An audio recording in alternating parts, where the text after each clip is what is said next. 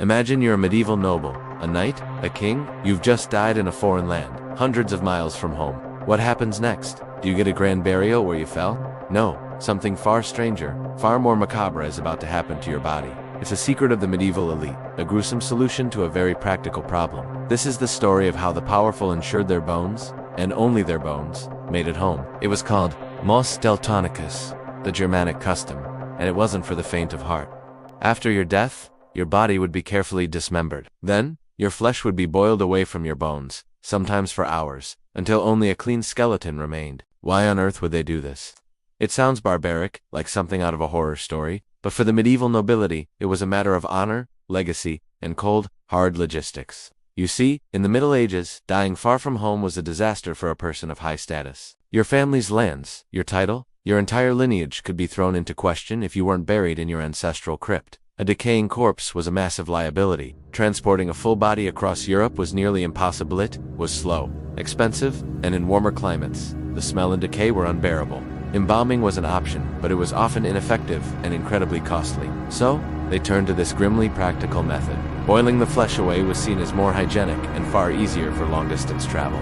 Once the bones were clean, they could be wrapped in fine cloths, placed in a small chest, and transported back home with relative ease. Your bones would receive a hero's welcome, a grand funeral, and be laid to rest with your ancestors. Securing your family's legacy, your flesh, it was simply discarded, often buried unceremoniously where you died. But not everyone was on board with this. The church, in particular, had a major problem with Mos Teutonicus *. The core belief was that the body needed to remain whole for the resurrection at the Last Judgment. Dismembering and boiling a corpse was seen as a desecration, an affront to God's creation. In 1299, Pope Boniface VIII even issued an official decree, a papal bull, forbidding the practice. He condemned it as an abuse of abominable savagery, and yet, it persisted. The pull of legacy and the practical needs of the nobility were often stronger than the Pope's decree. For decades, the bones of emperors, kings, and legendary knights, like Frederick Barbarossa, were carried across continents after their flesh had been stripped away.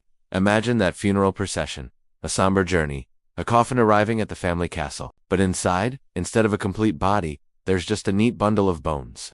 It completely flips our modern ideas about death, dignity, and how we treat our loved ones. What this bizarre practice reveals is the incredible pragmatism of medieval people.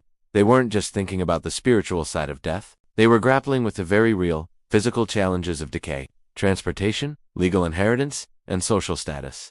Death wasn't just a peaceful passing. It was a logistical nightmare, a political statement, and sometimes a horrifically practical problem that required a horrifically practical solution. So, the next time you picture the Middle Ages, don't just think of shining armor and towering castles. Think of the nobleman who died abroad, whose body was dissected and boiled. Also, his bones could make one final journey home. It's a strange, unsettling, and utterly real part of our history. Thanks for joining me on this dive into the past. If you found this as fascinating as I did, hit that like button and subscribe for more hidden histories.